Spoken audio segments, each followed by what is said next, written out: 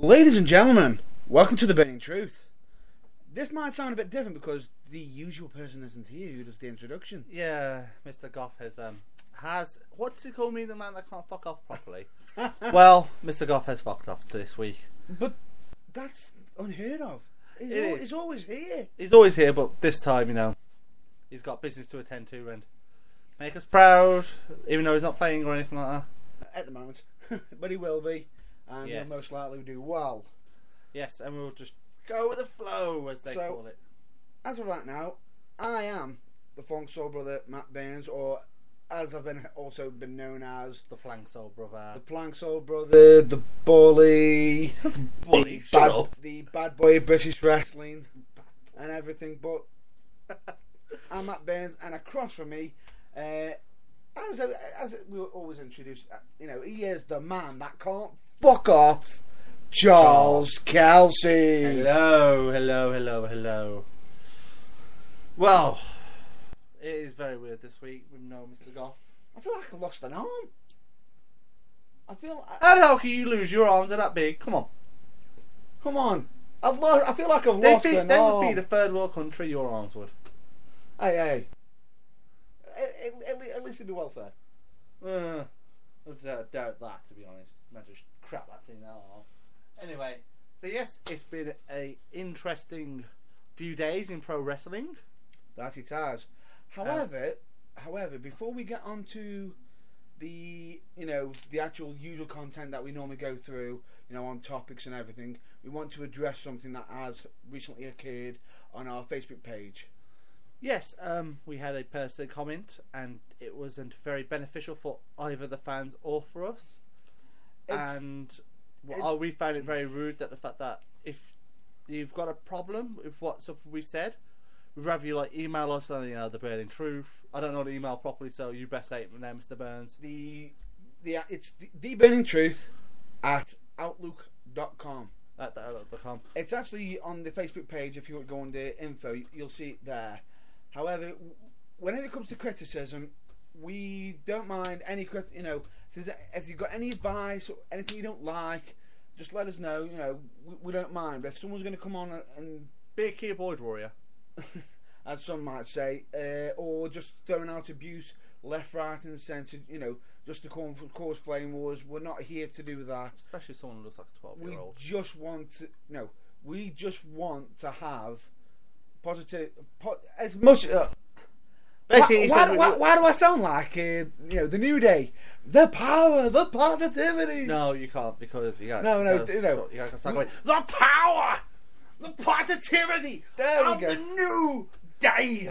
There we go. That should be a preacher, boy. The point being is, on the Facebook page, we aim to be as positive as possible because we're here to broadcast wrestling.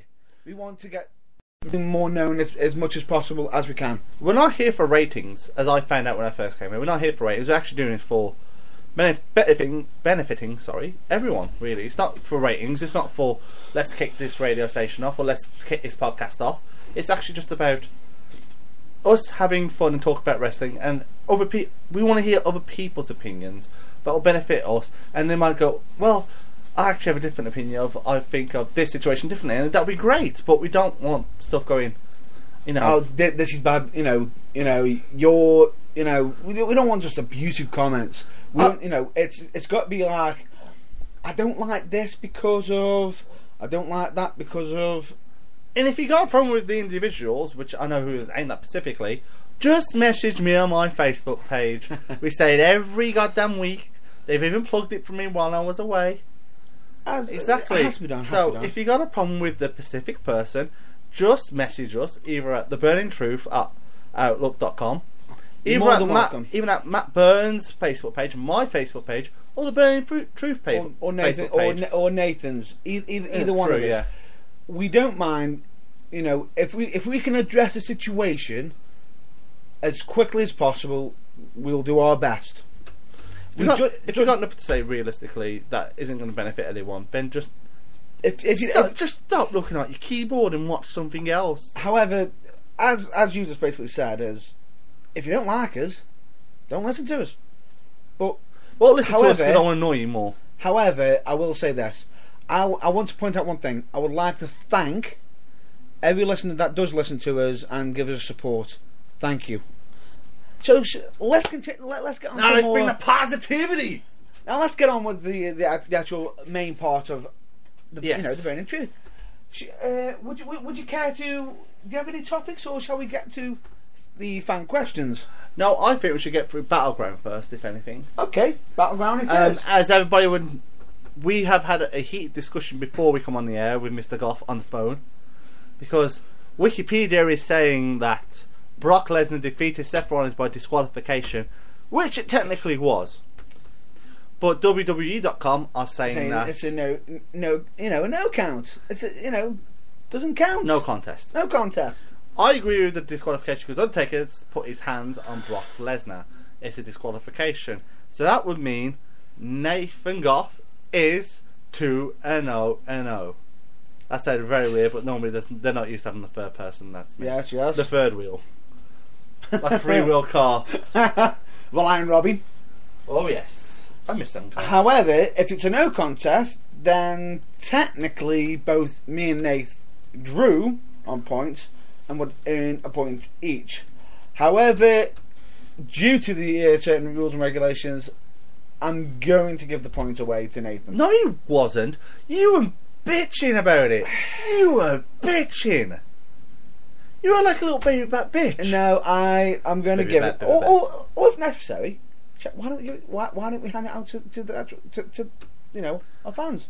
If you want to message us saying that Brock Lesnar won by disqualification and have Mr. Goff win, I don't mind that.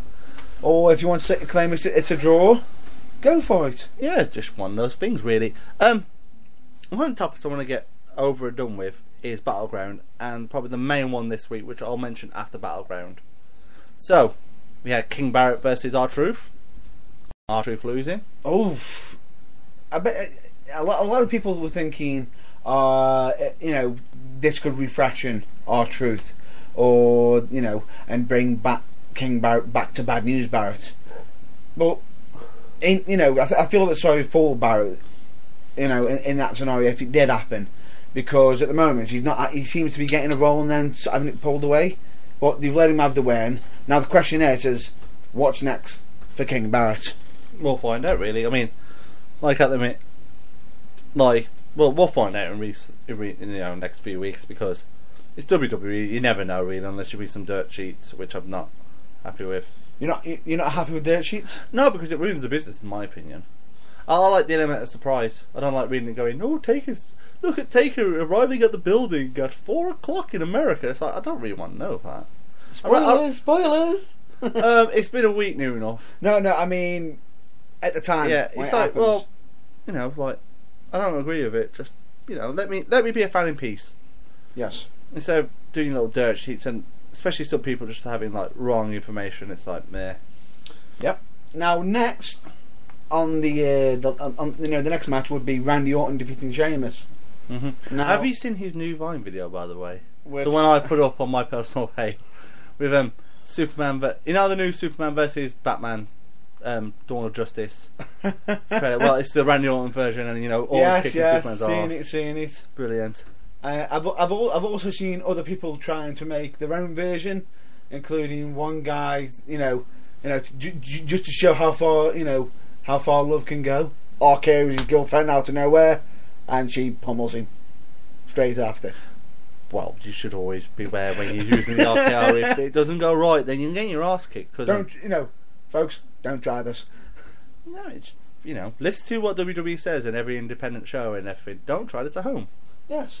Now, I think you thought Sheamus was going to win I did say Sheamus was going to win, because what was the point? because of the Money in the Bank thing. Yeah, but of course Mr. Money in the Bank lost. But I think that was just to have like the amp up of he could cash in.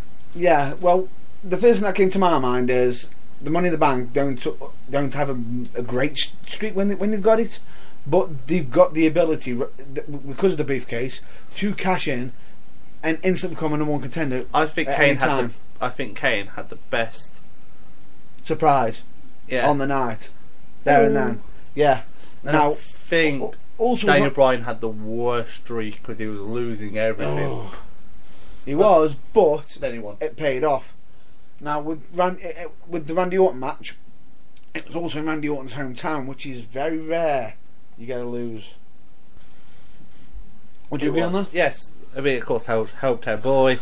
Shall we move on to the third match, which is the primetime players defeating the New Day. I just love the intro because it annoys people. I love it just because of the whole fact of the positivity and feel the power.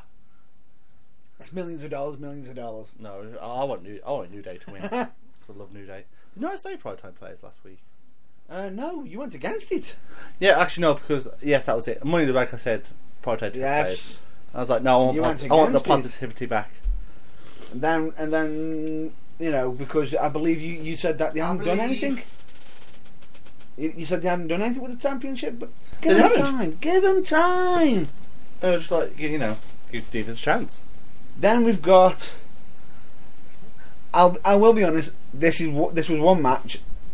I was glad I got wrong on the predictions. Roman Reigns versus Bray Wyatt. Yes, Bray Wyatt defeating Roman Reigns. That was a very good match in my opinion. Yeah. It was very good, and I like the counter to the apron drop kick as he normally does. Yeah, and how he timed it perfectly. It was straight nice. line. I liked the camera work as well. I personally end. just liked the fact of it was a back and forth match. It showed Reigns in a different light, technically. But, Yeah. you know, because you've had your Samoan Superman, as I would call it. You know, from Brock Lesnar. You know, even though he might have lost a few, but you know, he's still been the Samoan Superman. But in this match, you know, it was like everything that he had, Bray had an answer for. Yeah. It seems that even though you're saying anything but Roman, he'd done his homework. So it was good. And then luckily the return of Luke Harper. Which, I will be honest, when I saw someone jump over, I just liked the fact that they had the camera work did enough just to cover it who it really was. Just enough, I thought. And it was brilliant because then when it came to the big reveal, it was nice. That everyone's going, oh, like dirt sheets. Apparently, of course, this is. You know, oh, the Wyatt, the Wyatt family's coming back together. It's like, no, not really, because Rowan can't because he's got an injury at the minute. I think it's his knee. Yes, He's got an injury with his knee. Yeah, and of course he's out for a while, so of course can't do anything. But no, it'd be good. And apparently, add a new member in because apparently because of the apostrophe marks, dirt sheets. They want Sting and Roman Reigns and Dean Ambrose to face the Wyatt family. Oh, which will be alright, but it's like, meh. But who's going to be that third man for the Wyatt family if they don't get? We'll see. Let's just see. And we had the match that we couldn't actually predict because we didn't know it was on the card. I think it replaced the triple threat. It replaced triple threat, yes, which was it was Big Show versus Ryback versus The Miz. Which, well, ended up getting knocked out anyway. But moving on. Big Show only knocked him out his trousers. Come on, pretty much. You know, it was Charlotte versus Sasha Banks versus Brie Bella. Yeah, it was quite a good match. I enjoyed it. At first, when they were saying, "Oh, it's going to be Nikki Bella," and the first thing that popped into my head, triple threat. You've got the Divas champion in the ring. Make it for the title. And then she tricked them. Well, and then she goes rolled out and goes, "No, you're not worthy." And put a sister in. Yeah. I found it was quite funny as well. That you had Ric Flair's daughter versus Snoop Dogg's cousin versus Daniel Bryan's wife. Most people actually don't know about Sasha Banks being Snoop Dogg's real life cousin. So, it's always the boss. But then again, you know, it's always a few matches that match because I think that you're going from NXT crowds to WWE crowds, especially this one last night, and the different styles as well. It's not just the different styles. Brie Bella is not used to like the hard hitting. You know, you can tell between Charlotte and Sasha when they were hitting each other, they meant it. But then again, they've got that hatred for each other. Exactly, and of course, Brie Bella, you know, he probably takes it because they try to steal Daniel Bryan's kicks, which worked actually. To be honest, it did. Bray was going, no, yes, no, yes. It was like, okay, make your mind up. But now you can tell, like, you know, they weren't used to. We missed the match here. We've actually missed the match. We don't care if we don't go in chronological order. Oh, that's alright. Then we've got... I ain't finished yet. Okay. Because, you know, they're wrestling for 17,000 people instead of, like, probably 3-4 maybe. Yeah. No, that's like a big step, so of course nerves. But I thought it was a really good match. Yeah. Figure 8 came in and... But when? Next match would be... that we didn't miss it because that was next straight after it. No, it wasn't. Wasn't it? I thought it was semi-main. I thought... It was. So we haven't missed one. Oh, No, it was... Man, John Cena defeated Kevin Owens in another really good match. Always good. However, I didn't expect the submission. No, but it put another layer on top of Owens' character being just that tough and being better than Cena in a way. Because he took 2 AAs. Yeah, He took the off at the top. 1, 2, 2.5 kick out. It was perfectly timed. Especially with the comment that was made recently on SmackDown this week. How he says he didn't actually really tap out. That was just him thinking, oh, I'm not taking an injury because I want to feed my family. Brilliant. You know, he's basically just saying, you know, I would rather walk away for that day and return, come back to fight another day. Yes, that's the best option because Cena's going to have to wrestle, so is Kevin Owens. Yeah. And he apparently had a really good match with Rusev as well on SmackDown. Oh, that he does. I don't watch SmackDown because I don't have the chance to. That he does.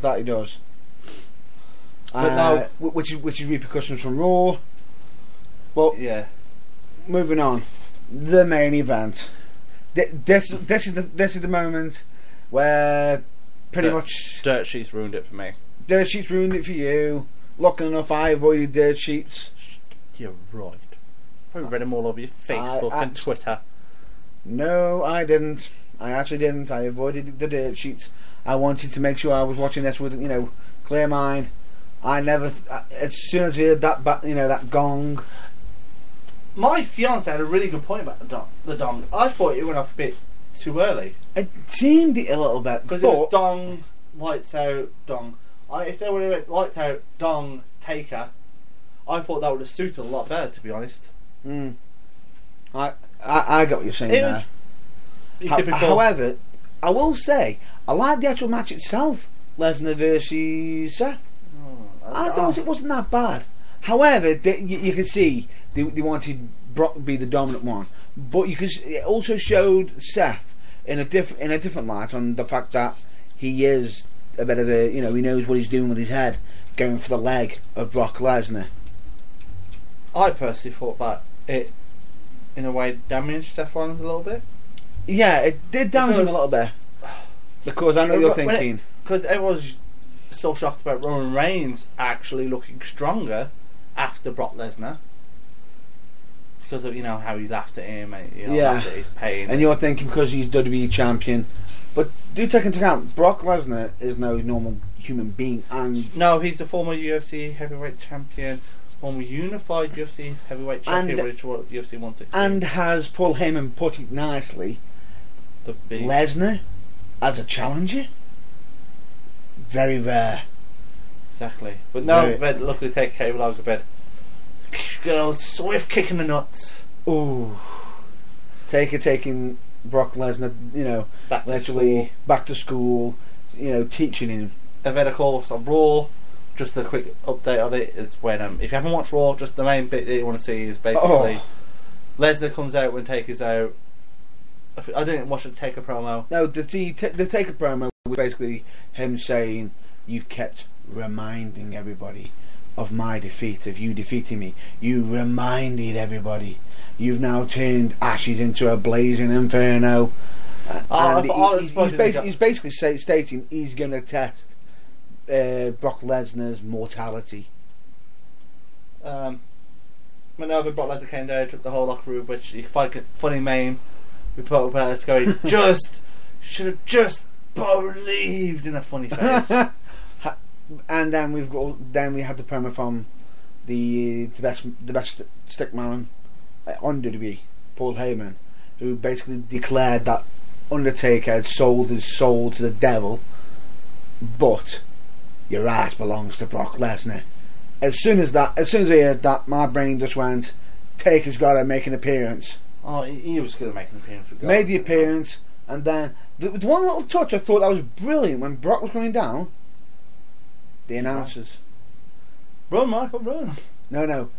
All three announcers just goes, yeah, I'm getting out of here. Woo. Because they didn't want to be in the destruction of Brock Lesnar. And then you saw the eruption, the split apart, which looked brilliant. I want to know if the lead up to SummerSlam match they'll actually mention that The Undertaker has never beaten Brock Lesnar. Not on house shows, he has never beaten him on a house show, never beaten him on a pay-per-view, never beaten him on a SmackDown, never beaten him on a Raw. I think he has beaten Brock Lesnar, but not cleanly. No, like a proper win. Yeah, you mean like a proper win, like clean? No, I mean discrediting DQs. Oh yeah. That's what I'm saying. You could say that. Might say, I don't know my facts properly, but regardless, it's still like the fact of they should always mention that because you're always gonna have that. Yeah, because that's gonna be a back in your mind that you can't be someone for like. One fact that was brought up during the pay-per-view was that Lesnar hadn't been pinned or submitted for such a long period of time. It's not. It hasn't been pinned since WrestleMania 29 when he lost to Triple H. Yes, that was the last time he was pinned. Oh, I knew it. Oh no, wait, is it? Yeah, because Triple H beat him. I think it might be, but not 100% sure. Well, Triple H regardless beat him, and then he lost at Extreme Rules in a cage. But let's move on. Yeah. One of the topics I want to get over or done with is the biggest. We've got fan questions. Fan questions always come last because we saved the best. Yes, Sparta. We saved the best till last. Trust you with your phone. You're failing us already. I'm not failing anybody. You have failed this podcast. You've let us down. You've let us down. Goff. You've let the fans down. You're not Nathan Goff. You're letting us down, man. Put it on silent. I know you're popular, man, but come on. Yeah. You ought to know better than that. But anyway, let's move on to the topics you'd like to discuss. Controversy in the last 2 days. Oh, straight away. I already know which one that's going to be come flying in already. Once I get done out the way, the immortal Hulk Hogan saying the N-word and getting released. Oh. The problem is the word, the N-word, I will not say it because... We will not say it because it's not a nice word. No, it's not even just that. It's the fact of... It's centuries old and no one knows the true meaning of it anymore. It's true because back in the slave days it was first used. That's what... It's true, unfortunately. It's history. That's why, back in those days, and it should never be used. And it shouldn't. And if you listen to the interview, yes, Hulk Hogan does say that word very multiple times, and he gets angry with his daughter Brooke marrying an NFL player's son, who's, he's black, and that's sounding really bad. Who's black, and he's angry at the point. He goes, what's she doing, marrying this famous person's daughter that dirty? No, he didn't say that. It's not. It was like, well, it's not right. Regardless, it's not right. And now the argument here that a lot of people are stating at the moment, he shouldn't have said it. Blah blah blah. Now we all know it shouldn't have been said. Nope. We all agree on that. That's fine. The argument at the moment, also on top of that, is the fact that WWE have completely erased everything of Hogan off the website and everything. They want nothing to do with Hogan. He's been literally pulled off, toughened off, and everything. Now, they're just angry. Okay, they're just angry at the minute. They're angry, of course. They overreact a lot of stuff. Remember, true, but they are a public limited company, and they've got to protect their interests because they've got stockholders, they've got shareholders, they've got a lot of things. Now, what a lot of other people are arguing is, okay, they're saying fair enough, but a certain person higher up in WWE has said it themselves in 2005 to John Cena with Booker T in the background, and it's followed up with tell me he did not just say that. We're not going to say who it was. You probably already know who it is. Now the point that people are arguing against is, why was he not? Straight away you can say, some people could say, why was he not reprimanded, or why was there no backlash from that? Which there was at the time. There was a bit of an uproar about it. There was, just like when Kurt Angle said, just we always make a point of that these dumb people will appreciate anything I say and they'll always be my fans. When he said, I'm not a fan of the black man. And if I'm correct, that was at a backlash. No, it was when he had Daivari as his personal. Not good. It's not, but the problem is though, whoever knows about that Pacific incident with Vincent Kennedy McMahon saying that to John Cena, yeah, put people behind and go, please tell me just not to say that, because I think it was. I wouldn't like to go. It's like come out the it's like we're in the PG era now. Yeah, this is the start. Actually, no, this is the ruthless aggression technically era. That we're in now. No, about that. Then, that happened. Yes, but even so, that's still not. It's still not acceptable, and just like you know the main problem is as well. Why has this been brought up after 3 years? When the tape was recorded back in 2012, which also brings another argument that people are arguing and saying that was then Hogan was going through one of the worst. No, he's going through the worst time of his life. Well, the worst time of his life, and was he on something or not? But even so, it was said, it's been done. Now, this one's got. We're not going to pick sides on this one because there's no sides to pick. There's no sides to pick. The only thing that we're going to say is the word that was said shouldn't be said. That's no, and it's just the fact of. It's a shame. WWE do overreact with a lot of things. I know that they got advertisements and investors and, as I said, stockholders and shareholders and everything else like that there. However, they can't just erase someone. No, they won't, because as everyone's probably said, look, thanks to dirt sheets again.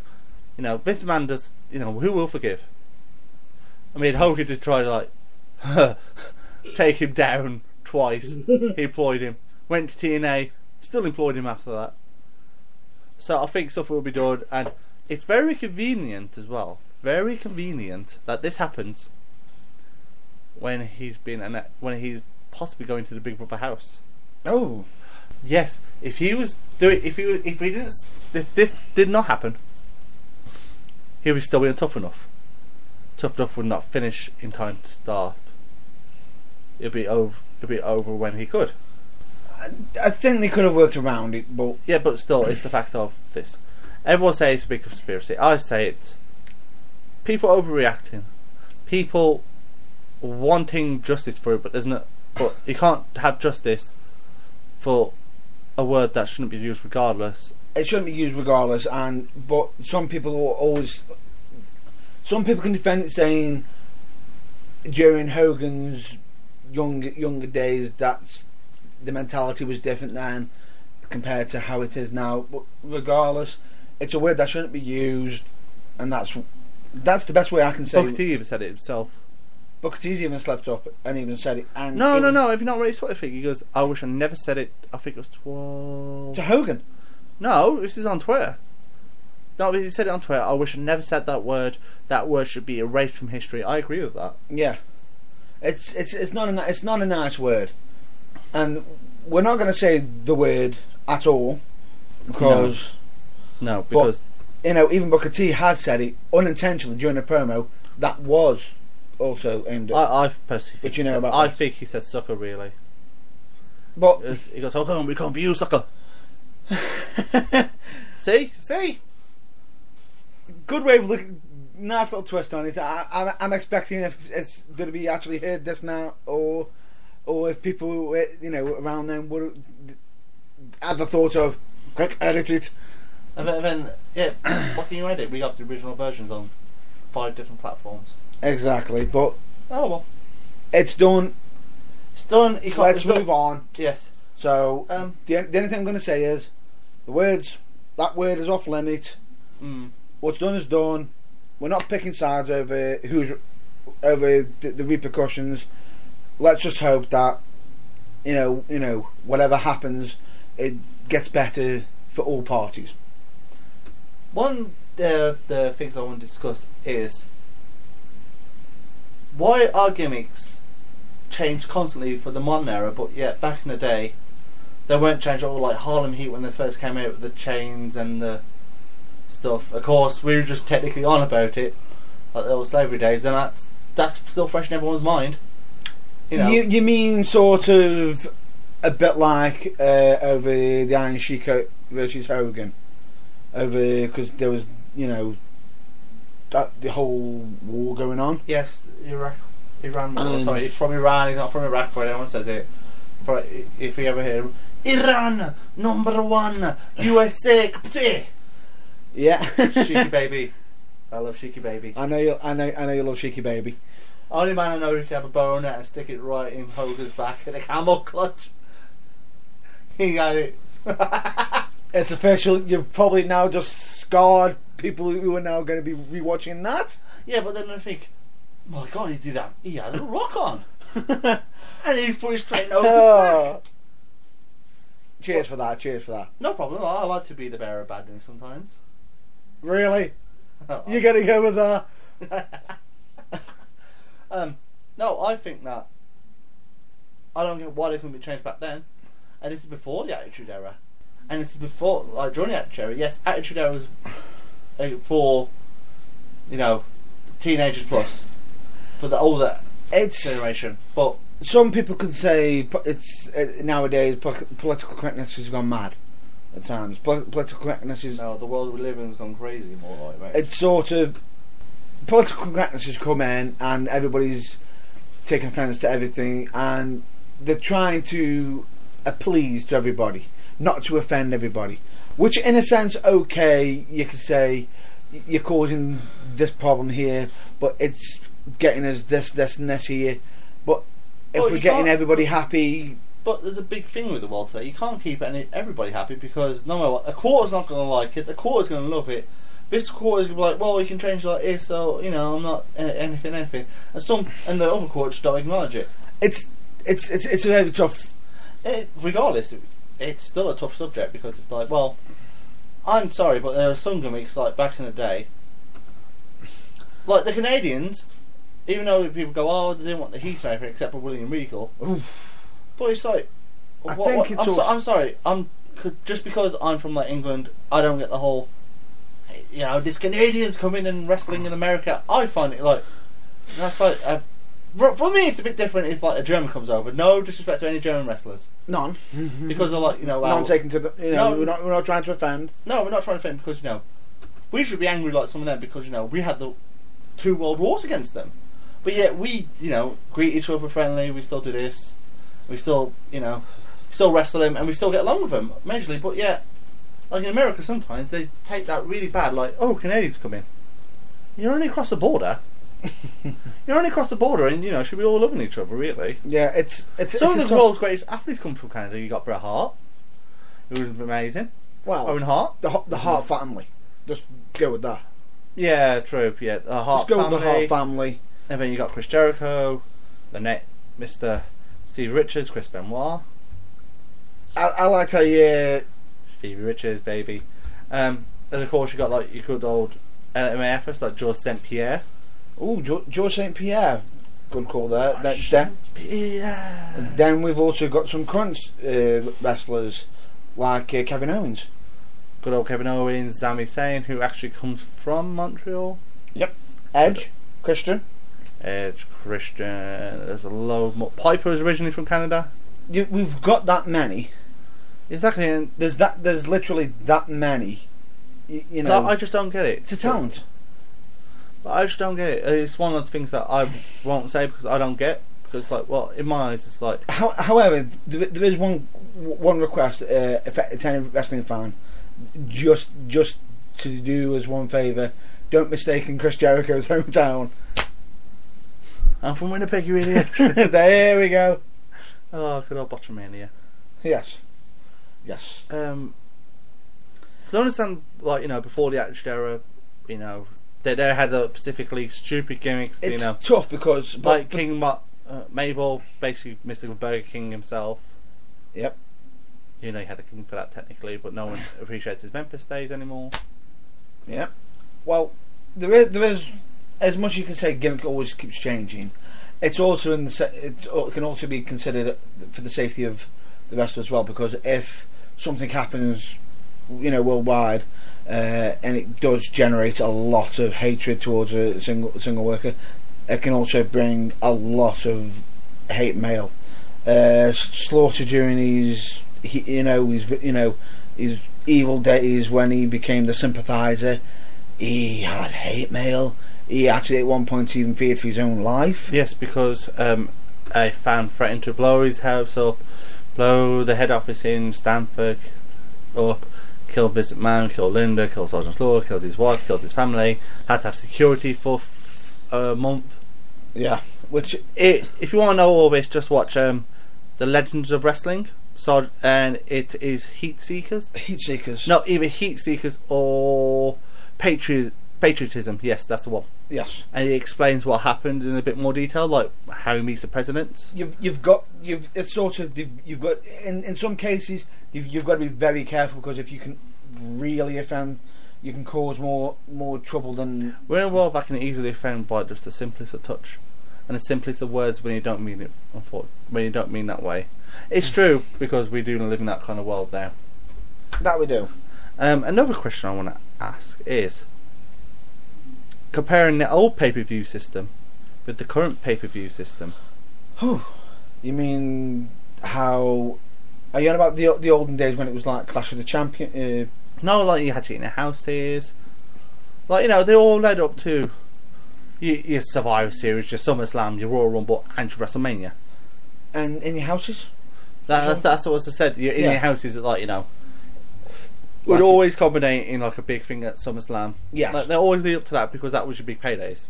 Yes. And like now, you have to have like your elimination chambers with chambers in, and you've got to have this in. And what your question is at the moment in time, WWE got too many pay-per-views? Because no, I'm not bothered about the certain pay-per-views. I mean, well, why did it have to change from like we had good old wrestling that led up to like the big blow off at SummerSlam or Mania or somewhere. Now you've got apparently a big blow off at say Battleground. then you've got to have another blow off, and you have like a completely different blow off at SummerSlam. Like Taker's and Lesnar's is completely fair enough that it combinates from WrestleMania 30. Yeah, that's bringing back some history, but I think at this moment in time, WWE have think that they don't want to keep rehashing the same feud. You don't want to see the same two people month in, month out. Mm-hmm. Where if you're seeing them every week, at least, well, you're seeing about at least a minimum. If you're just watching Raw and SmackDown, and then you pay per view, you know, you're at least watching them twice a week. Yes. So you're seeing them more. Where early days you didn't have your SmackDown, so there was less TV time. So then they could use potentially pay-per-views to possibly build further a little bit more. Nah. Yeah, I can see you possibly. I mean, regardless, it doesn't matter how much TV time you can have. You can always still build up a storyline and have like, you know. What you're on about is where are the feuds like where it's not ended at this pay-per-view and it continues. Look at a good example would be Bray Wyatt versus, I believe, Dean Ambrose. Possibly. Meh. Or Daniel Bryan versus. Daniel Bryan versus new enough for anybody. Yeah. Like, because I like watching my wrestling. So like, you know, you had like your Diesel and your Taker. They started the one before. I think either at the Royal Rumble or the one before. Yeah. Had December's in your house, and they kept costing each other matches. Like Taker cost Diesel at. That was it. Taker cost Diesel at the one before Mania, and Diesel cost Taker either at the one in December in your house. Yeah. And that's December through to Mania. Yeah. Well, what's happened down there? You have to like blow up a few like that.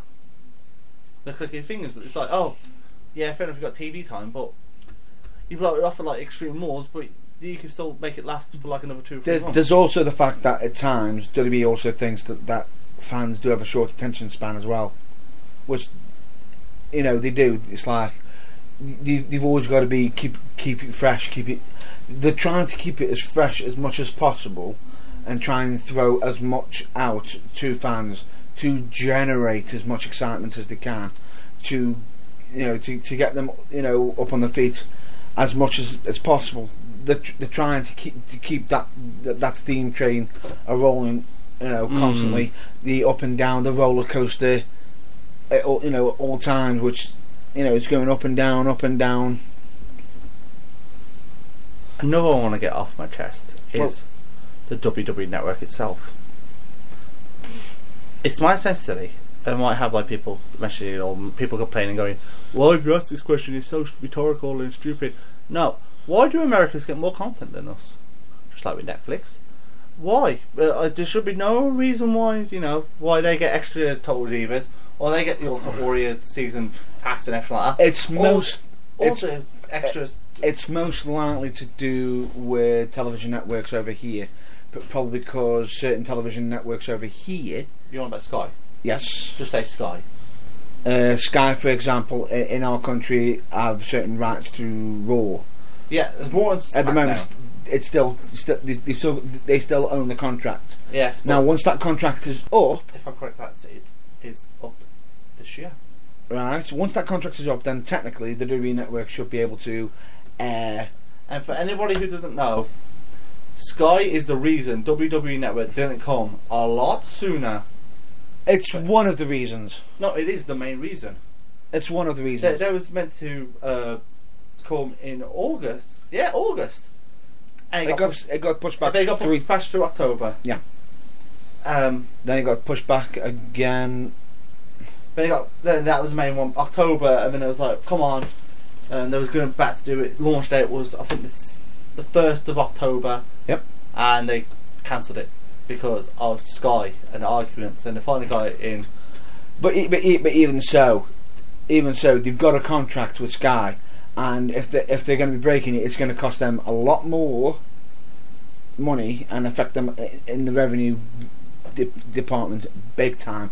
As much as everybody can say, oh, WWE's like one of the, it's craving the network, it's craving it. I agree, but if it's going to be as much as they can be craving it, by breaking a contract, it could end up costing them a lot more, by doing a lot more damage as well. By doing so, but I think we should at least get some extra content. More than we got now. It's most likely going to happen. It will, but we can't say anything until we find out. Until we. But the difference is, we actually 100% know if that's the reason. Also, there's certain rules. Certain countries have certain television regulations, so that might be why they don't always show different programming, different programmings and whatnot. So that might be another reason why we don't always get the exact same content as other countries. It's due to certain licensing as well. Because don't you get annoyed when you get the emails of, oh, this is on WWE Network? You think, oh, I wouldn't mind watching this. Go on the WWE Network. Oh, where is it? Nowhere to be found. And it's like, I agree in the sense of in that sense, but on the other sense, get back to me at this precise minute, going, I agree with you here, but I agree with this. It's not about, because I can understand where you're coming from. Yeah, no, I'm not trying to. As a fan, it angers me. As a fan myself, but you've got to see it from their side as well. What do we think of WWE not having proper tag teams and just having makeshift tag teams? I will say this: you've got quite a fair few topics here. Mr. Goff's not here. I've got to at least fill in for an hour or so. Come on, come on, keep up with the times. You got to fill in for the exactly. I don't get me wrong. You got a good team of Cesaro and Kid. Oh, phenomenal! phenomenal. Which is at the moment it's unfortunate because of Tyson Kidd having the being freak injury, injured. which it wasn't Samoa Joe's fault before anybody even thinks it. It's an accident. It's as we've said before, and the reason why we do say don't try this at home. And also the main phrase I you- will say to everybody, every single wrestler who knows me: shit happens. accidents do happen, but Even if you take the best bump in the world, you can still hurt yourself. gravity hits. Gravity hits. Ask Matt Burns, ask Chris Drew, ask myself, ask anybody. Ask Chris. I love how you threw Chris Drew. The man that gravity remembered. Oh, he's He's never forgetting that. He's never not. losing I that. have it on my PlayStation at home. It's on there, and it's the first match as well. The man that gravity remembered. What, you're coming down here, sunshine? Why couldn't they like being like a good team like Trent and Chucky T, even though Trent used to be with them, and you've got your Young Bucks. Young Bucks don't want to be. Yeah, they chose not to Not the minute. at the moment. There was a recent interview saying we would like to, but not just yet. Yes, they're not sort of ready to make the move, which is quite surprising because most people always seem to think we want to be at the big stage. The big stage. As much as that's very different in other people's it's eyes, very though, different.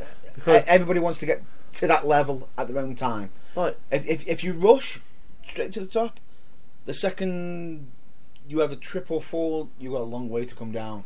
well, it's like I couldn't totally understand with them, because if you're an English wrestler, you want your main names to either go on All Star, Southside, or PCW, or now ICW and Rev Pro. Yep. Or you got your 4FWs who just recently had Rey Mysterio and Alberto Del Rio on the show, They did. which is great because they're drawing at 1,200 people, and Fantastic. Fantastic. it means English wrestling's getting on the map now. And say if you got to them, now you want to get to WXW in Germany. Yeah. 'Cause it's like probably second, or you could argue with saying the first or second best company in Europe. Yeah, but there's always going to be arguments on. There's always going to be people arguing over my Yes. company's better, that this company's better. No, I'm sorry, but figures it's one of the top companies. you can't argue that WXW bring in a lot of imports, because they have a lot of their talent are raced, like Bad Bones, and Tommy Ends used to be their champion. Oh, them kicks. Oh, mate, he's mint though. If someone argues to me, name 3 of the top companies in the UK, regardless, no matter what you think, PCW, All Star, because All Star's been around for 40 years. If you don't believe me, check on their Facebook. And Southside. Yep. And if I'm correct, it's a 6th anniversary this year, isn't it? Did you say All Star's been around for 4 years? 40. I was about to say. They made a reputation very quick then. Even I was about to say, really? No, 40 No, but years. they've been around for a long time, but Because when ITV reputation. Because when ITV technically back then took off World Sport, Brian Dixon took over. I mean, he took over. But Regal even says it. Regal Yeah. said it perfectly on the Steve Austin podcast. He went and took over. Then of course you want to get to America. Yeah. And if you're an indie mark, this is no disrespect to anyone on the indie scene. If you love your indie wrestling, you want to get to PWG, ROH. Yep. And I'm trying to think of the last one because I don't want to be. Because you've got 3 major companies. TNA is a separate company in this bit, by the way, so I'm not going to say Lucha TNA. Underground? And Lucha Underground, yes, because that's in Austin, Texas, if I'm correct. Yeah. You got those 3. If you want to be an entertainer but still an indie wrestler, TNA. TNA, if you want to be... Internationally, who's bigger than most of them companies, New Japan Pro Wrestling. That's where the Young Bucks want to be at the minute, because if you've watched the Devitt documentary, the Finn Balor documentary on the WWE Network, he goes, he was there for 2 months, had 2 months off, 2 months, 2 months off, 2 months, 2 months off. So there's a set routine there, and you earn your keep over there. Yeah. Which is great. And of course, you got everybody's dream, which if they just say, "Oh, I don't want to be WWE," absolute bull. If you got the option to go to WWE, I'm not being funny. If someone said, if someone says, I've got a contract for you to be in the development company for WWE, are you going to take it? Yeah. Yeah, you're going to nod your head, of course. because you're going to want to sign up because you're going to want to learn your craft from from some of the I say because best like superstars, some of the best trainers. like do you want to know one of the reasons I think Paul Ray got so good? Go on.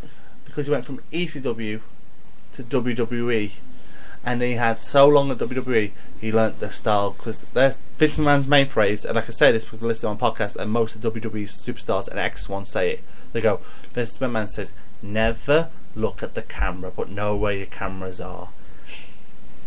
Perfect, isn't it?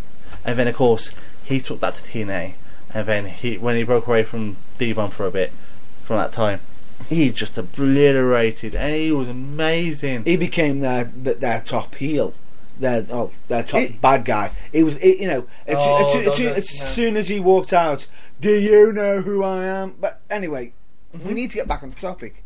We are technically still. No, we need to get back on the topic for the tag teams, I believe, because you were on about the makeshifts. Yes. So make a big turn.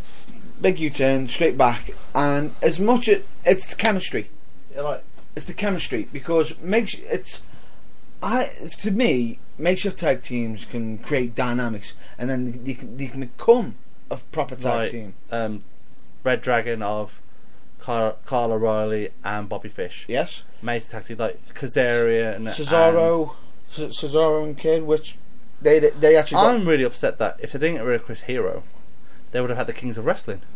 But even so, even though it didn't happen, imagine if they had them. That would have been amazing. That would have been amazing. But every Indie fan would have been cheering, doing the Daniel Bryan chant, yes, yes, yes. But unfortunately, it didn't happen. They fell out. Reasons that they parted ways. There's only one person who knows what went on, and that is Chris Hero himself. That's Chris Hero, and it's and WWE's, that's their business, and no one else. Yeah. Now they've gone their separate ways. Now Cesaro, who on the independent scene is known as Claudio Castagnoli, a tag team specialist and singles specialist. Just watch him, Shikara and PWG. Just watch his work. Now he's now being able to show off his individuality on his own, but he's one of them wrestlers who can just blend in with anything. He can blend in, and I'm so glad now he's developing his character. But anyway, you know one team I would really like to see in WWE? What? Beer Money. Beer Money. Not just because it's a good solid team. It's a good solid team. Not denying it. Because don't get me wrong, sometimes you need your makeshift tag teams to make it big, but if you get the independent team, the difference is the handy thing about makeshift tag teams is makeshift tag teams can make an actual tag team.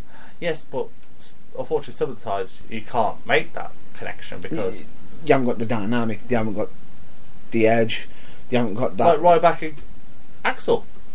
I know it sounds really bad how I just compared them to Ryback was doing it as. Oh yes, no, it's not. You can't say Axelmania anymore. I said Ryback. Yeah, but I was just say quickly. They took away Damien Sandel's Macho Man gimmick, and they took away Hulk Axelmania from Curtis Axel. Whew. For obvious reasons, but yep. Like Lucha Dragons, I find them really good, entertaining, and they've actually worked with each other like before. Yeah, because Hunico was like something the proper Mystico. Yes. There's this big argument, folks. There's actually two. There's technically two Sin Caras. There's two Mysticos, and it's Hunico's the original. He wasn't the original. Yes, he was. He was actually before the Sin Cara that originally came in. No, the original Sin Cara did appear, but then became injured. Then Hunico came in. That's what happened. No,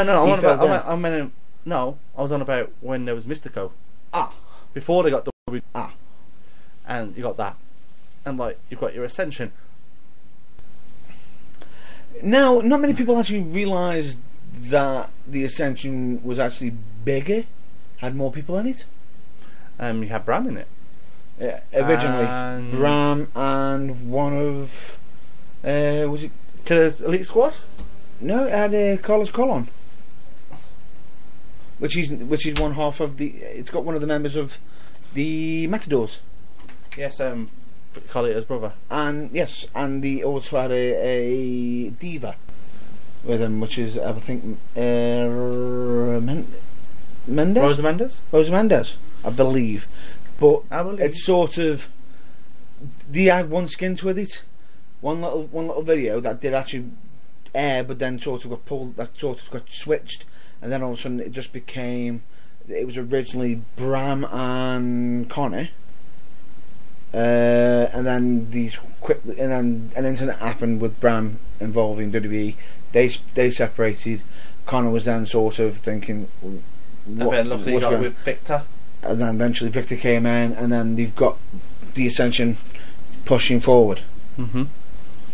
It's just a shame that they don't have like proper tag teams, but as I said, but sometimes they can make tag teams through makeshifts. But I think because WWE they do superstars, and you do your main event, and then you do your Raw, your SmackDown, your house shows, your pay-per-views, your WWE exclusives if you're lucky enough. You've got that, but it's just the fact that I think a proper tag team should come through the independent scene first, because then WWE can see them for what they're worth, instead of just going, these two will look good together, let's chuck these together.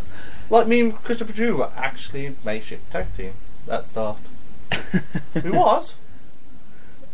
I also seen that you technically had a bit of a makeshift tag team with a certain the Wester Spunk AJ Hughes, as you've just called him. Yes, boy. Oh dear. Yes. Is this going to turn into a heel-to rivalry? No. He loves me too much. I'm like the daddy he never had. Basically, you're the one who's telling him how to do things right. Oh, I am. Not going to argue with that. No. Although he could get better advice at times. like anybody. I'm sorry, like most British wrestlers, when we can ask a good old, Robert Brookside or Johnny Mars, or if you ever get a chance to get input from from. No, I'm sorry, but when some people are like really arrogant about it and don't want to ask, I'm sorry. If someone's had like import or been to that stage or been to TNA or just America or Japan, take that voice. Don't go. Really, get your notepad and pen out and take notes. I do it with Bad Bones. As soon as I finished that training session, I wrote everything what he taught me down. There we go. But anyway, makeshifts do work, but an actual tag team dynamic, it shows that they've actually got the chemistry. But makeshift can become an actual tag team. Is there any topics that you want to discuss quickly? There is one. It was mentioned. We got to cover the how we became into how we got our love for the wrestling. Now the one topic I want to cover, I want to sort of bring up a little bit, because as Nathan's not here, we can actually bring it up. We can bring it anyway if Nathan was here. True, we could, but I don't want him feeling left out. I mean, how we actually got into the wrestling business, how we became students of the craft. Wrestling school. Yes. Do you want me to go first? I don't mind. Go ahead. I was getting drunk at a friend's house. I was a really, really big drinker back in the day, because, typical 17-year-old. A friend of mine I went to school with went, they're doing a wrestling training in the Dudley Leisure Centre. And I was like, you talking shit. I didn't believe it. No, I didn't believe it. And he went, you know what, no, bet you want to do it. Both went.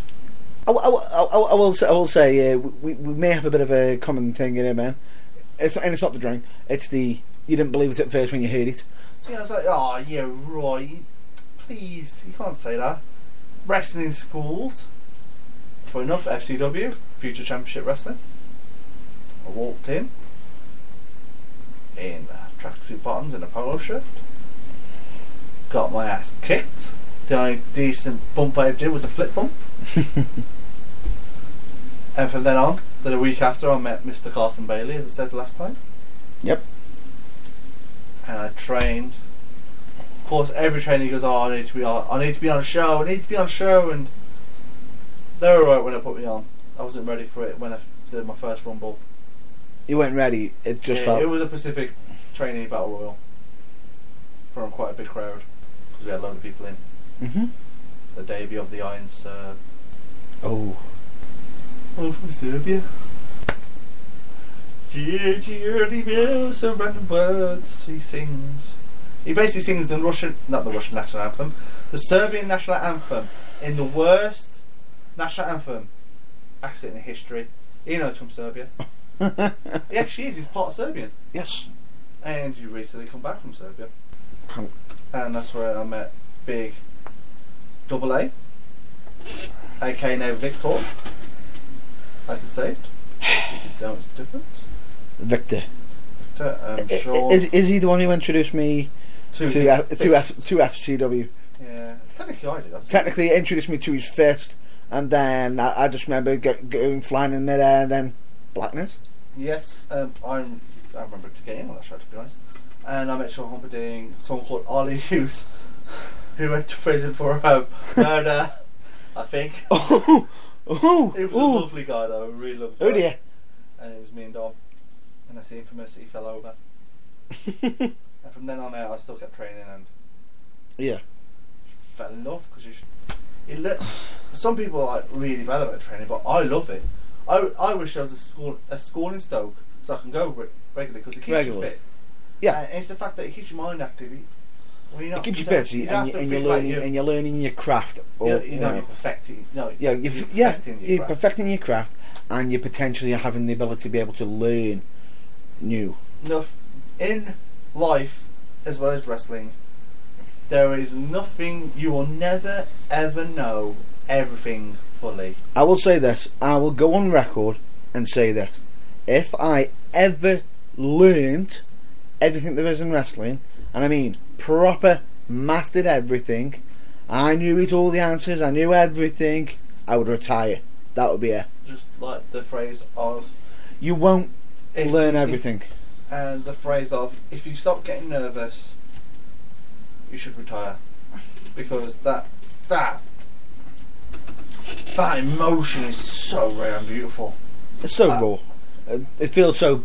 I know it sounds really silly me going it's beautiful. It is beautiful because you're nervous, you're thinking it amps you up, it gets you just hyped, and it's amazing. It's not just that, it also reassures you that you want to do your best.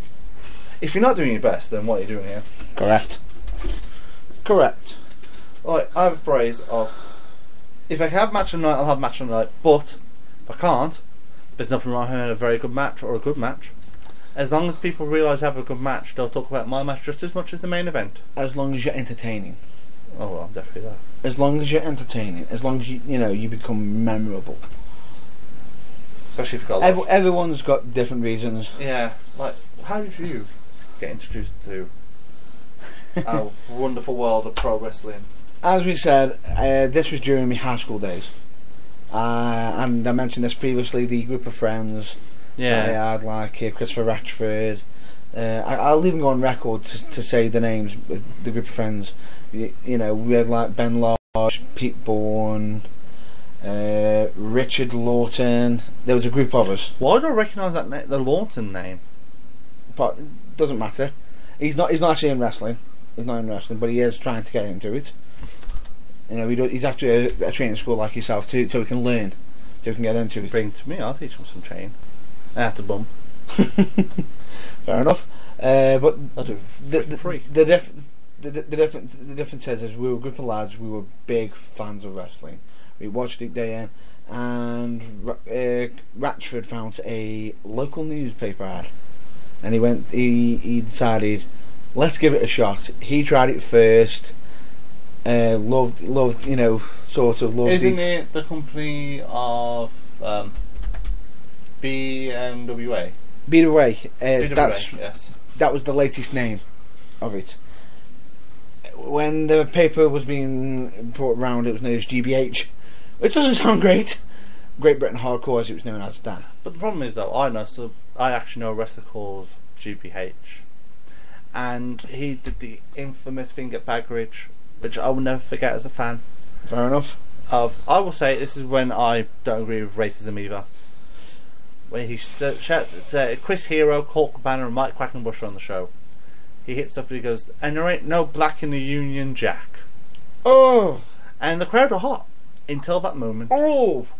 Sorry for bringing that up, but it's always said GBH. That's the name I know. Fair enough. Fair enough. Fair No, enough. you go to this company called GBH, it becomes BWA. No, it didn't originally come BWA. No, It went from GBH to AIWFGB. then too. Full that is, I believe, and then it became BWA. That's what I meant. That it ended up Yes, as it BWA. ended up as BWA, and we called it.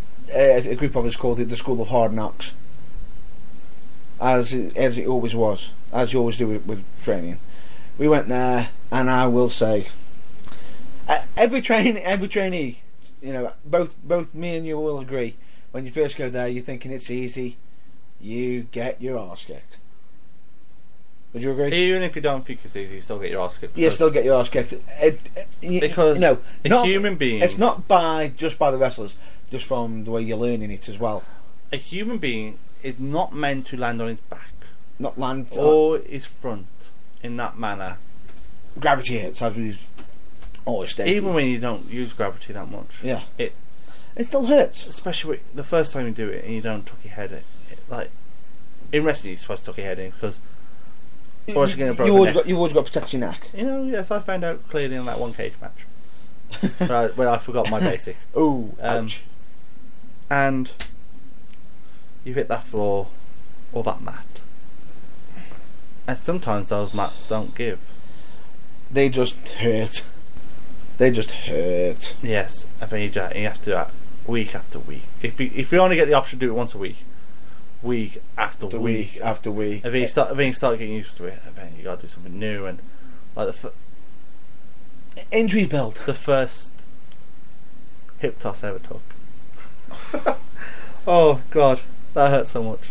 I'll never forget my first snap suplex. Oh, that was lovely. I could take them really good. No. I wasn't even fully prepared for it. It was literally a snap. I thought, yeah, I just felt like he snapped me in half. Did you feel a bit? It was like... Did you feel a bit untouched, but in a way. No. No, you know what I mean though. Because I don't want to say the specific word. No, I know what you mean. But for me, it was like, hey, you can move me up your body. I can't feel my legs. Check my legs. I was fine. It was just shock. It was just shock from the landing. I wasn't used to landing. The last topic I want to get on to is... Let me just... Oh, but I thought you did because No. Let me just bring it up because when I was there, I was being I had like the head trainer Chris Curtis. I had some people there, Dirk Feelgood, Johnny Fear. Now not everybody probably knows their name, but if you actually look up on the British scene, you'll probably see who they are. You know, they are quite some characters themselves. Isn't that where you met Mr. DeVecchio and Mr. Squirt? Yes, it is. That would come later when I had to take some time off from training due to a rare illness, which almost actually took me completely out. It's probably the first time he caught uveitis. No. It's much worse. much worse. I will not discuss it because that's your business, not mine. No, it's no worries. But the illness that I had took me out for an entire year. Technically, it could have. I thought breaking my elbow was bad in the mosh pit. No. It wasn't actually injury from wrestling. No, it was a condition. Mine wasn't through wrestling. Mine was through mosh pitting. It was from mosh pitting. Christmas Eve as well. The illness that I had because I was born. Sorry, I was born with it. Okay, that's better. There we go. Please, I was going to say, word that properly because it was like, this is the illness I had because I was born. No, it just sounds like you're like it was an infection that life, unfortunately. No, it's not an infection. It was just due to circumstances. I was born with this illness. It fell off, but then of course you met them later on. I got that cleared out, dealt with, and then the second I got the all clear from the doctor, the first Sunday that came around, I was in that training school. Mm-hmm. And I got to meet Dave Delvecchio, Squirt, Scott Schuyler, and everybody, and surprisingly a very young Bubblegum. a very young bubblegum who was going underneath the name of Simon Phoenix at the time. I love that. Who I have got to say, amazing talent. Amazing talent. And you know what? When people go, they're not amazing talents, and you go, well, he wrestles for like PCW and this, because some people are that arrogant and say it. It's not because he just. It's not just because he wrestles there. No, it's not that. I meant, when some people just go, oh, these aren't very good talents because they're honest in one place. You're like, yeah, you haven't seen them at like it's like 42 other companies. Yeah, and that's no joke. Just want to speak. Another topic before we get on to the good old Publix questions is, what is our highest point and lowest point in our wrestling lives? Oh. Bit of a tough one. This one is bit of a tough one, really, for me. I can't really say I've got a low for wrestling. I've always aimed to be as pleasant as possible. No, but there are moments where you like, it can't be like you can't just go. In my 10 years of wrestling, I had a lot of high points and no low points. There must be one low point that you thought. Is this of all highest point of all time, or just a high point? If you want the highest point of all time, I'm not going to aim for the highest point. I'm going to aim for the one of me high. The funny thing about it is the high point that's in question will actually lead to one of the questions at the same time. Okay. Which I'll actually answer. I'll actually mention the question that is from Miss Maweko. One of the questions that if you pronounced it wrong, if I've pronounced it wrong, I do apologise and absolutely rip him. I do apologise. Nothing's wrong with that. She is from the Netherlands. Maweko, her name is, and she actually asked if we've ever won what was our first championship that we ever won. Now, the first time I won a championship was the BWA X Division Championship. I worked hard for that. I really I believe I did my hardest at the time. I thought I had to fight hard, and I had to win it in like a bit of a six-pack challenge. Every man for himself, one pinfall only. I won it, and I've got the belt. I'm in front of the crowd. It didn't hit me until I looked at the belt in my hand, and I could hear it. The whole room went quiet, and I just saw my brain just went, have I just seriously won there? And then I had to snap back into reality very quickly. It was a very proud moment for me, because it was like my first championship, the first time I've gone up on that ladder. It felt special to me. What about yourself? My lowest point was when I was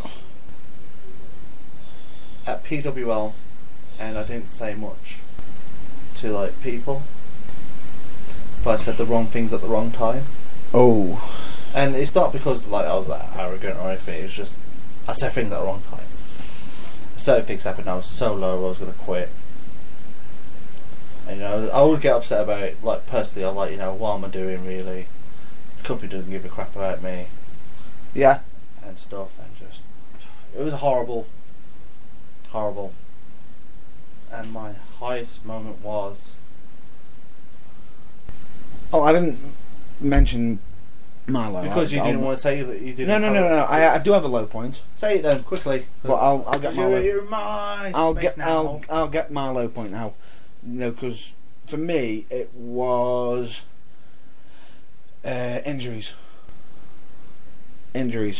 and one of them, as everybody knows about the uveitis, but I was lucky enough. I was having some time off anyway at the time, but I did have one injury that ended up having me lose bookings, which I was absolutely cursing, because I want to get back into the squared circle as much as possible. And do you know which injury this is? I have mentioned it. My shoulder. Yes. The F5 gone wrong. I was F5'd, and what ended up happening is I ended up landing on my shoulder. Lucky enough, the person noticed the mistake. It would have landed me on my head, which would not have ended well. And I'm glad. I'd rather take a landing on my shoulder than my head anytime.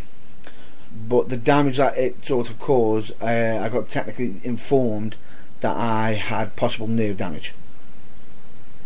I couldn't even hardly. I was having to train. I was having to train me arm in such a different way, because it was that painful, and it was almost killing me. Missing. It was almost eating at me, not being in the squared circle. Maybe see if friends get success. See if friends get success. See if you can. That could be me. But I'm here. I'm injured. Which is unfortunate, but I ended up having time off. But the second I got back, it probably didn't do me any favours on the night though. Even though I had the match happened, I went into a rumble straight after with the arm, but the day after I couldn't even move it. It was like I had my arm in a sling, to a point where I couldn't move it. That's how bad it was. But lucky enough now, I've got my arm, my arm's fine and everything, and I'm back to wrestling. And the first day I got the chance to wrestle, I was so happy. You were miserable because you're back in that. It's a weird sensation. If you've never wrestled before, then I don't want some bullshit answer. You go, oh, I know how you feel. We don't, unless you've actually been out there. Yeah. You felt that crowd, and you've listened, and you've waited, and you're now going to wrestle. It's a completely different feeling. Yes, you could be an announcer, but you're just announcing. You're not taking that risk. You could be a manager. No matter what form of entertainment, getting that, you can still get a feeling, but it's a different feeling no matter what. It's unless you have done it yourself, unless you've been in that scenario. I can say what I believe you're trying to say. Unless you're in that scenario, you don't know. But then again, every scenario is different for everybody else, which is true. But for me, I'm somebody who's always strived to be, to be as entertaining as possible for the crowd, and I hope to be able to continue that. Back to my high point, I think it's either a toss-up between a main event to Edgbaston. There might be a rumble, but the last match technically was me. The main event. Yeah, and I was Intercounty champion. It was a really good show. I have a funny story about that one. Which I can say in a bit. And it's going to be a weird one. The first show after my child was born. Oh. 2 weeks before he was born, I wrestled RJM. Yeah. Then 6 weeks later, I was back in.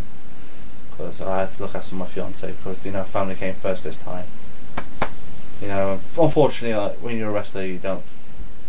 You're selfish. You're really selfish, unfortunately, as a wrestler. Because if you've got family, you always put wrestling first instead of your family. I know it sounds weird. You might think, what? In some events, yes. Not a lot of events. You go, oh, you know what? If I do this and do this, you sacrifice so much. But at times, when Cesaro pointed it best. He's missed Christmases. He's missed birthdays, anniversaries, relationships, and friendships to be. And David said it once. He said, "If you want to be arrested, don't have many friends." He said, "Don't have a girlfriend, don't have a social life, but I love it," and that is one of the real reasons. And 6 weeks later, after the birth of my child, I was at James Terry at Shane Varney's in Leicester. I'd never been half an hour before. It was really great. I will give James Terry that any day of the week. It just felt special to you. It did, because it was the first time that, because we have chemistry regardless, and just that night was just, we were on fire. You were on point. It was literally everything worked for you. Tit for tat, the crowd were up and down. Oh, that's when I started to realise that, you know, even though I had 6 weeks off, I felt it, because Your love. yeah, no, that's my high point. And the first title I won. Moeko.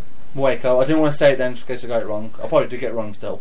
But Still Matt Burns. I can blame Matt Burns. I like how you did that. PWL tag team titles, and my first singles title was Slam Heavyweight Championship.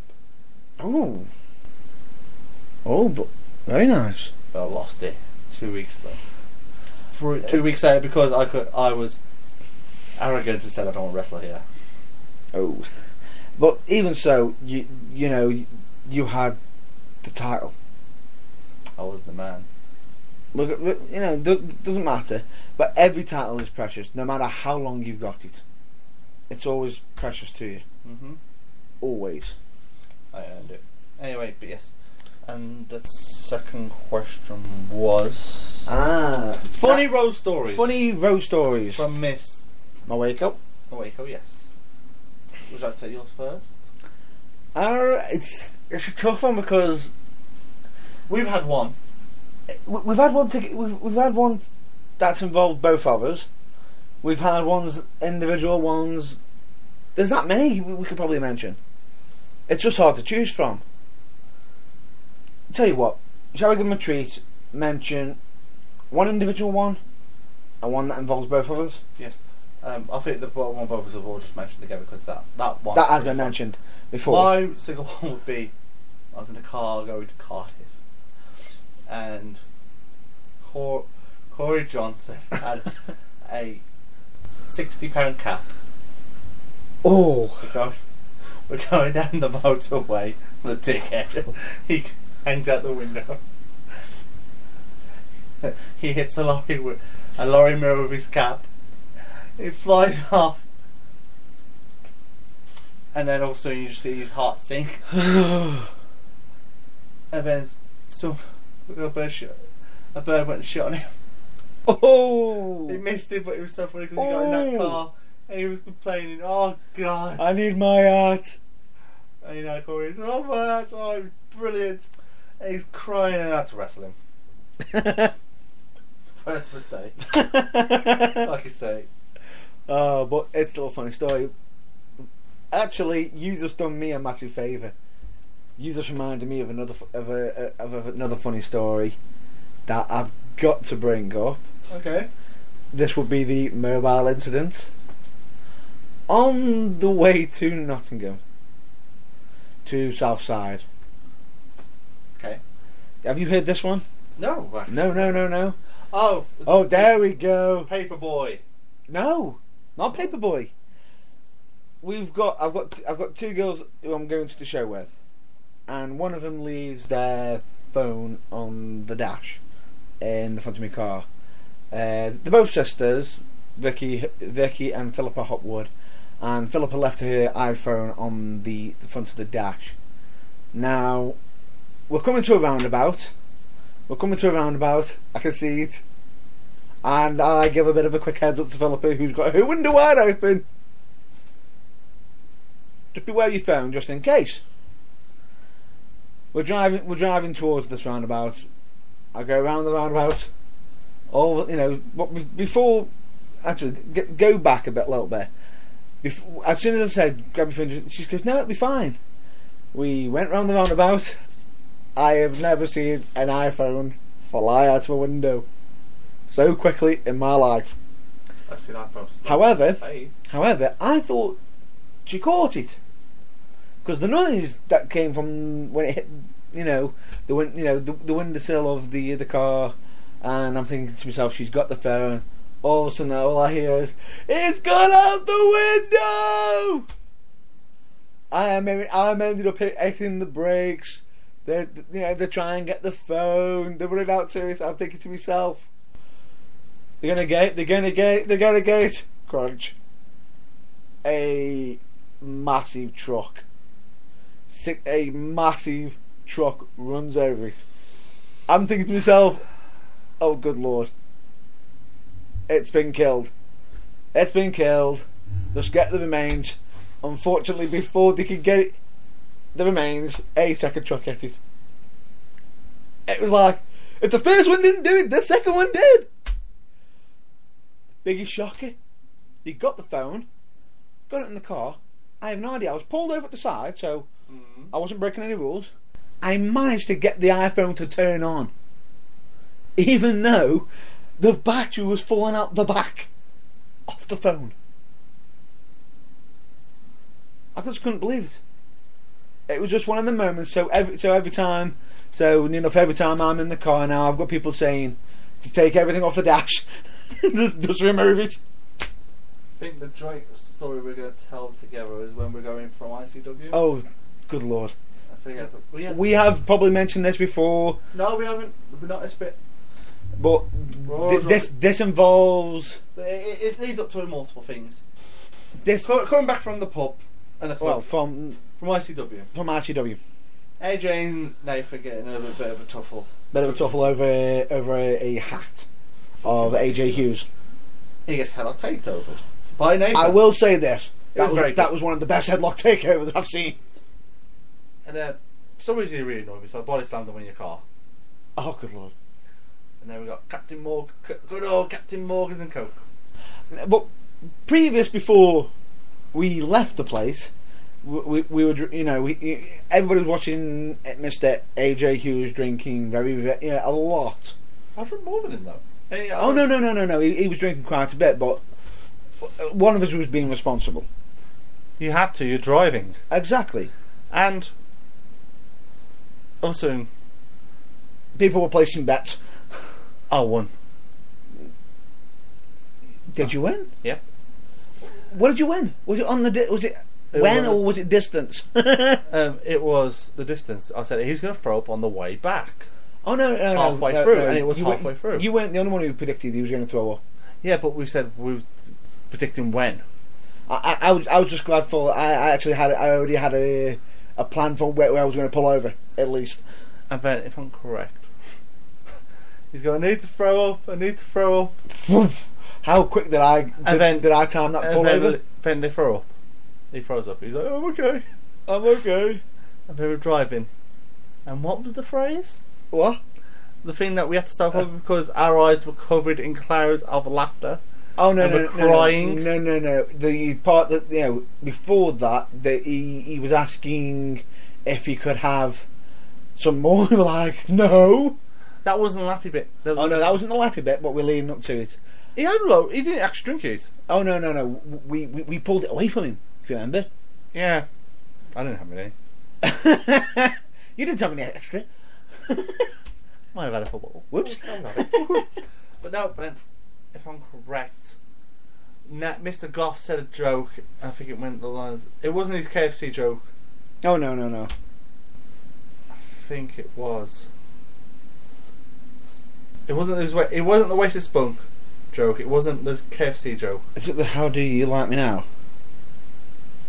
We were on a specific situation because Mr. Goff loves the phrase "How do you like me now?"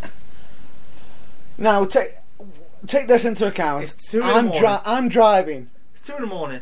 I'm driving, so I'm focusing on the road. And he says my phrase, but he says it in a specific way, which I can't mention because I don't get him in trouble. And it ended up being really dodgy. And we had to pull the car over for like 10 minutes because we were pissing ourselves. We were laughing that hard because it wasn't just that; it was just the timing of it. It was just. I think one of our best road trip ones is when it was just the fact that he just added a certain word with a certain action. All I will say is, if you're a fan of Spider-Man, you know what it is. Spiderweb. It was just the fact. It was just. I'll take this into account. I'm having to listen to this madness as I'm driving, and then all of a sudden it goes silent, and then I hear it. And unfortunately, the first one to laugh was me. You started laughing, I followed, and then there was a quick pull over. I couldn't. It wasn't the fact that the reason why I had to pull over. It wasn't because I was laughing. It was the fact that I was laughing so hard I couldn't see. Yeah, and I think one of your funniest ones of us two together was when I had concussion. Oh, And you're going, girls, what's your name? I don't know. I know. What time is it, Dave? Dave? One more about my brother. I rung him earlier. I didn't know where the hell I was. I had to actually ask him what my name was. You know, at least I was checking if he knew which one, if he was him. He was like, Kels, what time is it? I just don't know. It's Where are you? Where are you? Just don't know. No, I think the actual answer on that one was, I don't know, but I'm in a car. Yeah, I was like, I don't know, but I'm in a car. Do you want anything to eat? Like what? And you give me these options, and they're going, I don't hear food. And you're going, but I've just said you about 4 different places. I don't understand you. Oh, if you've ever had concussion, it's the worst thing ever. What was so funny is, and I'll say this. Do you remember the moment in your match? Oh, you can tell me in detail what happened. The Russian actually at the top. No, you could tell me at the time. You could tell me everything that happened in your match, but you didn't know who you were, what time it was. You didn't even know. I didn't know my child's name. I didn't. You didn't know anything. Name. I didn't know your name. I didn't know the promoter's name. Didn't know where I was. So essentially, folks, you didn't know anything about me at the time. But he got in the car. He could have been a serial killer. He got in the car. But at least he knows he got home safe. I don't know that one. I don't know. I got into bed. I really don't. If you had a concussion, it's so terrible. It is. It's not pretty. It's not pretty. But at least you knew. At least you now know you were safe. You were in good hands. You were being looked after. And one of my favourite car journeys was, as well, quickly to mention, with Chris Drew, Jason Maverick, and 2K. Okay. We're coming back from New Breed. The first time I was there. And I put my bag, me, Jason, and 2K, get our bags in quickly. I sit in the front because no fucker's taking my front seat. And then, as you do. And then for some reason, 2K went, I need to get something. We see this big red fucking coat. He shoves it in the back. He's trying to shut the boot. This boot won't fucking shut. It won't shut. And Chris Drew goes, what won't shut? Why's my boot not shutting? Realises he's got a cone in his car. Goes ballistic. He goes, oh, this fucking thing in my car. Chucks it, hits another car. Bells like hell. The announcer just come in for a car ride because we could go near his house. He bells. He's going, I can't fucking believe he hit another car. Yeah, and he fucking bailed. He drove. I'm allowed to say it because... Please tell me you went left behind. I was in the front seat pissing myself. I was going, you just go, you dickhead. Bail. Because we was teasing him. We kept going, I want to drink in your car. Because me and Jason were going. He went, I've got some comfort. I went, I've got some go. He wouldn't let you drink in the car? Yeah. We was teasing him. He said, we can't get drunk before we get his car. We knew enough was. It was I think it was with me when I was driving. It was more or less, can I have it? Yeah, you can. Because I knew exactly what question was going to be. Find this funny. And in these set words of his, one does not put a cone in my boot. And one does not simply put a cone in my boot. Yes, and he was going mental for 2 hours, and I'm laughing, and he's going, don't laugh, and it was. Do you know what I would have thrown back? One does not simply throw a cone into open traffic. It wasn't open traffic, you weren't moving at this precise point. No, I'm saying you throwing a cone into live open traffic, that's driving. One does not simply throw a cone into traffic. But I think those are the only questions this week. I think I've got one more story that involves sirens. Yes, the one you told me earlier. Yeah, which you did find funny. Yes. I'm literally that. It's pitch black. Now, on the road that we were driving on, there was no lights or anything. It was we were having full beam lights on, and I'm driving, and we try and get it back as quick as possible. And I was just looking like I was just about doing the speed limit. You know, I'm being safe. I'm driving. I'm that focused. I'm concentrating. And some idiot in the back of the car decides to play a certain noise. And as he plays this noise, you got a blue and red light flashing on his screen, and he's got it as far back as possible. Now, when a police car is behind you, you see the shades of blue and red, don't you? In front of you. Now, as soon as I hear the, you know, oh, that's a siren. I don't know what the actual noise is. I'm, you know, off the top of my head right now. There we go. But I can see the shades of blue and red. I'm freaking. I pull over rapidly quick because I'm thinking to myself, don't break the law, don't break the law, don't break the law. And I do check to see if it's safe to pull over, turn around, thinking to myself, what have I done? I haven't done anything illegal. Why am I being pulled over? Why am I being pulled over? To then see them laughing with a mobile. I have never wanted to kill two people so quickly in my life. So quickly in my life. What was so lucky is the passenger, I believe, was Dave Delvecchio. Yes, it's Dave Delvecchio. Luckily enough, he got the heads up beforehand. So he knew it was coming, I didn't. And we've got Squirt in the back seat and the culprit, Adam Lake. I never wanted to kill him so badly. I almost had a heart attack. But then we drove off. We started. I'm thinking to myself, for please sake, you know, I'm driving, and all of a sudden I see some lights flashing coming up from behind. I'm thinking to myself, yeah, right, it's just you lads. I turn around and it's actual police. Luckily enough, not actually pulling me over, speeding past to go to another incident. I was thinking to myself, the irony. I couldn't believe it. I couldn't believe it. They started laughing even more because. But anyway, that's that story, and that's how I'm going to end it. For the story, is there any topics you want to cover? I think I covered a lot. You think you covered, and I believe that one day. Never mind. We'll get back onto subject. Is there anybody you want to give a shout out to or anything? I want to give a shout out to Mr. Nathan Goff. As we always do. Plug his stuff in. You can catch him on Facebook. At Nathan Goff. And you can usually find him. Usually. On The Burning Truth. Most likely. I want to give a shout out to FCW, which I'll be at tomorrow. Yep. Well. Then next week I'm at. I believe that we'll all three of us might be there.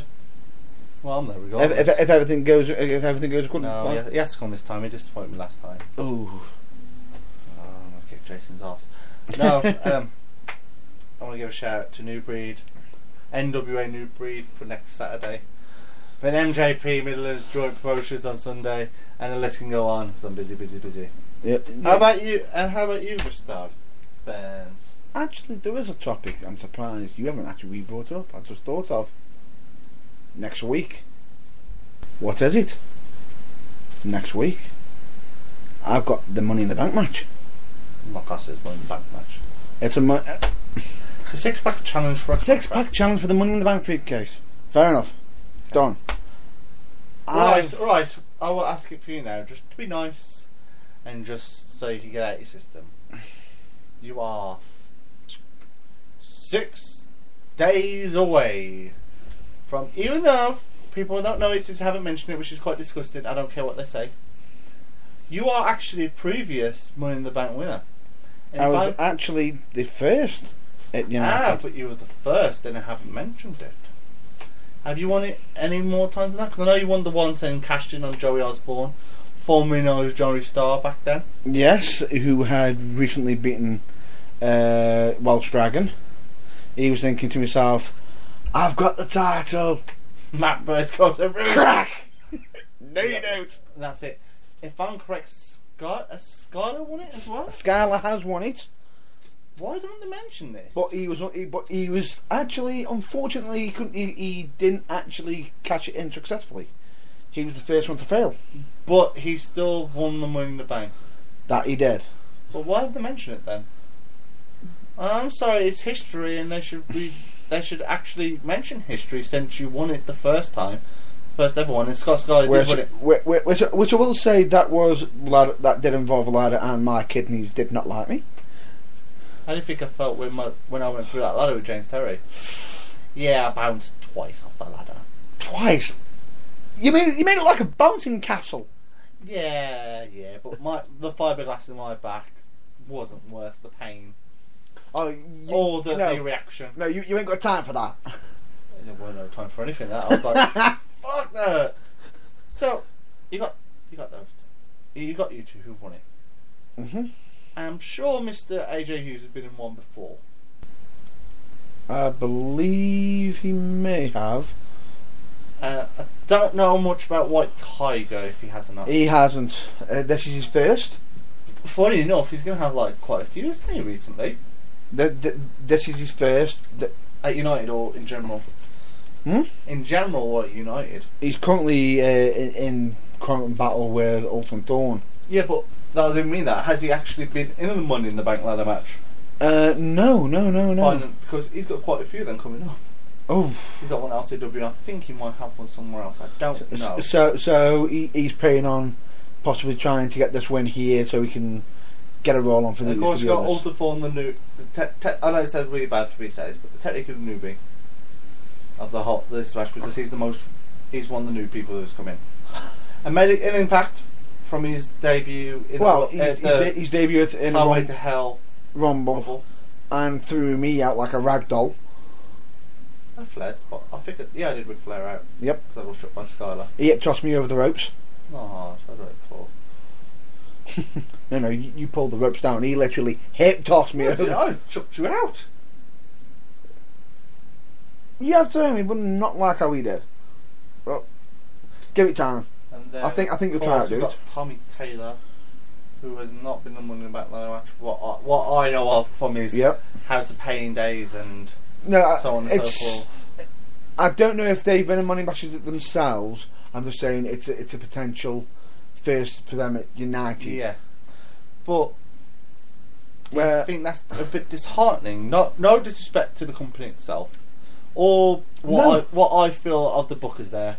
No, but everybody deserves a shot. Yes, but when you, as we discussed the other week, when you think of Money in the Bank, you think of the ladder, and now you could quite possibly have a ladder in there. Potentially. You've had it in there before. Why can't they do it this time? Don't know. Probably different rules and regulations. I don't know why. Well, you're the Funk Soul Brother. You're like one of the oldest people there. You're like part of the furniture near enough. Why can't you know? It's true. It's true. Why can't you know? The venue was changed hands and whatnot, so it could be because the venue changed. I'm not being nasty. So like certain things with the company about 5 bazillion times. Different rules, different changes have happened. Yeah. Now, it could be that reason, or it could be they want to try something different out. They want to be. Can I ask you something? Yes. As well? Ask away. Recently, United have had the new logo. Yes. Why is Jack Union on it when he's not in the company anymore? That's just something that I'm curious about. This is not me. This is me going. Well, I thought he was. I thought he was released from his contract because he got severe concussion against bubblegum. He may be. Technically, you could say okay, he's not with the company anymore, but he is a part of the history. But I know it's bad. But when you put someone else in there who's part of the company at the minute, which they could do later on because we are coming to a anniversary. It was just fair. For a 10-year anniversary for United. I just think it's a little bit bad that they're technically kind of advertising him. Just because they've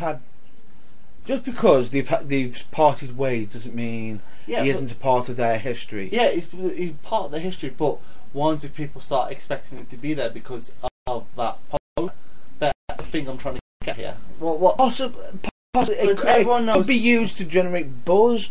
It could be used to have people wonder, is he back? Is he? I don't know. So I've seen him walk around with like a new waistcoat on and everything. So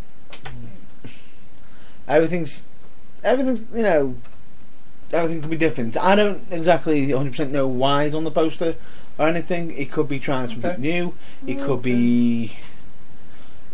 Who knows? It could be just be general. It could just be so generate apart buzz. from the two matches that you know about, of course, the Money in the Bank Elimination Challenge match, and Joe Connors versus Barricade. Which I'm hoping. Which I'm actually hoping to win the Money in the Bank and become a two-time. Who cares about you? I'm hoping to become a two-time Mr. Money in the Bank. Two-time. Which could And then you got Connors then versus potentially lead Barricade. to. You got Connors versus Barricade. Do you know of any other matches that are? Because they're cutting a bit fine again. So it's they could be thinking to themselves, you know, Surprise. do they want to reveal everything, or But they're not revealing anything if they just like announce two more matches, in essence. okay. Because if they've got, I'm sorry, but you know, even if they just announce one match, it's still, you know, the lead fans hanging going. Not be nice. We already know about the two matches because it's on the poster. True. But some of the other matches, you can say, oh, why haven't they been mentioned? It might be because they want to generate a surprise. They want to generate buzz. You know, who's going to be facing who. You know, they want to sort of. It could just generate something new, something fresh. Would you agree on that or not? Nah. Nope. No, I'm just funny bugger for it. Fair enough. That's up to you. That's up to you. But even so, I'm gonna generally say they might want to be waiting. They might want to be waiting until it's a bit closer.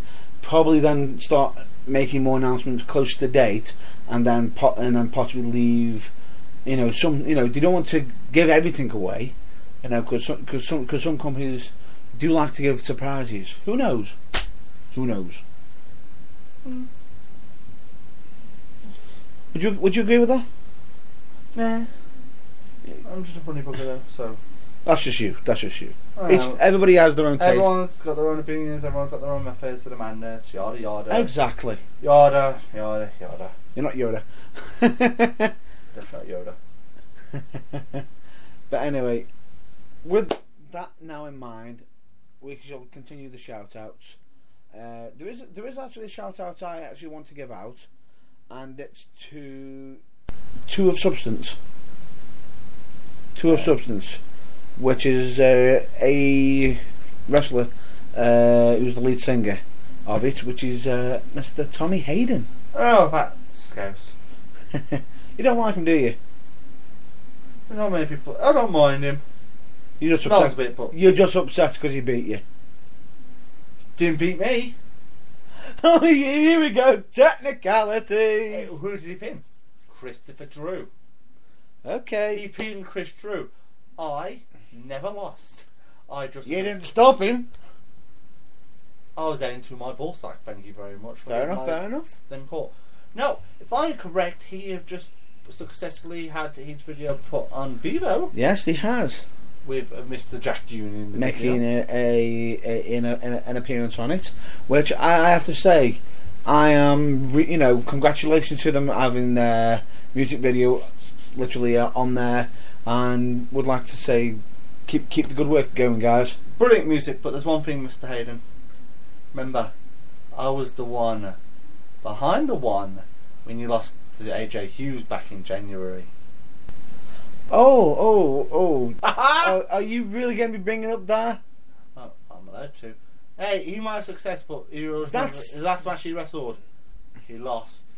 That involved Yeah, me. Right. And I was the one behind. You do realise I could bring something up, but I'm He not. did earlier, but it's okay because you didn't say that on FIFA earlier. Hey. Yeah. There we go. Okay. I got the last one. Oh well. It doesn't matter, but at least I was gracious when I was beaten on FIFA. I was gracious. Yeah. Anyway. I don't mind losing. It's just I just have a feeling that when you actually do beat me, you know, in wrestling, you're probably going to be, I've done it. Yeah, but no. you're gonna be hiring somebody. You're going to be hiring someone so you can be the advocate of somebody. You're going to be pulling a Paul Heyman and Brock Lesnar on me. Nope, I'm going to sit there, as soon as I pin your fat ass, I'm going to sit there, I'm going to have someone in the crowd put their hands on their head with big eyes like that man at WrestleMania, and then I'm going to have someone coming in and going, and I'm going to say these exact words, the streak is over. I am the one. No, I won't even say that, no, because I'll just be like, the streak is over. It's done. I have the win finally. Finally. But anyway. But no, where can we catch you, Mr. Burns? You can catch me, as always, on The Burning Truth. You can catch me on Facebook, on Matt Burns UK. You can catch me on Twitter at Matt the Bad Boy Burns. From Hudson Beach, California. No, not from there. You can catch me on Matt Burns. You can catch me on Matt Burns 04 at hotmail.com, or you can even go to my website, which is matt-burns.co.uk, which you can buy merchandise from, and he's got some new things on there. So if you're interested, you're more than welcome to go there. And what else? You forgot the main thing. You forgot the main thing. The main thing? You can catch Matt Burns. I already mentioned that. And I started off. No, you didn't. I didn't hear it. I started off. It's just like food. If you don't, it's the first thing I started off with. If it's just like food. Right. Just like food. If you close your eyes. So basically, you don't gain any calories. You want me to say at the start and at the end, and as always, you can catch me on The Burning Truth. You can even email us at The Burning Truth. At The Burning Truth. At The Burning Truth at outlook.com. Yay! No, there we are. Well, hey, he knows. Where can we catch you? You can catch me on Twitter at Big Deal 1989. I don't put much on there, but when I do, it's meaningless because it's Twitter. Catch me on the Facebook page of Charles Kelsey. I'm always updating that stuff. I'm surprised you didn't have like a Beth or something in there with the albino. No, I got the Gotham quote on my arm, so there's no point. Fair enough. Catch me on Burning Truth. As always. Well, not really, because sometimes I'm not here because I'm booked. Oh, no. Well, technically, I can say as always. Yeah, because you're always here. Well, because we're in your studio. Good point. Yes, and that's it really for me. And we can catch Mr. Goff on his Facebook page and at The Burning Truth hopefully next week. Next week, if everything goes according to plan. But I don't think I'll be here next week. It might not be both. Both of us might not be here. Might not be here. However, at the moment in time, we currently don't know if there will be an episode next week, but we will be back as soon as possible. But it will be a Saturday. So or if anything, you might have to do it on a Sunday. We may have to do one on a Sunday or something. We'll keep you updated. We will keep you updated. We will inform you most likely on the Facebook page, on the Twitter page, on you can hear us on SoundCloud as well and Tumblr. So either way, we're hoping to. If you have got any questions you want to send to us. Please don't be afraid to ask our email address once again at theburningtruth@outlook.com, or message us privately at The Burning Truth Facebook page, or if you want to go one step further, you go to either Nathan's messages or Matt Burns' messages or myself. There is nothing wrong with asking us questions queries or disagreeing with us or having an argument. If you want to argue, I am here all day long. There we go. Right. Time for argument. The only thing I will say is, if you've got questions and whatnot, you're more than welcome to actually post on the page to us. You know, as long as it's beneficial for yourself and for us. As long as it's producing, as long as it's beneficial. If you want to just throw out slander, send it to the email. That's all I will say. And if you've got nothing else to say, send it straight to me because I don't give a shit. Really? Bring me all the heat. Bring me all that heat. You just love to be hated, don't you? I hate you. But anyway, hopefully and you, ladies and gentlemen, as out always, there, have a very hope good to night. catch you on the next session of The Reigning Truth.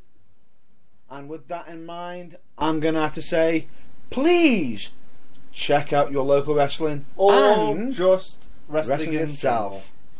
So, Or stay if you find your own training school, don't be afraid to join in, because you never know, you could actually be at Next Star. You could be.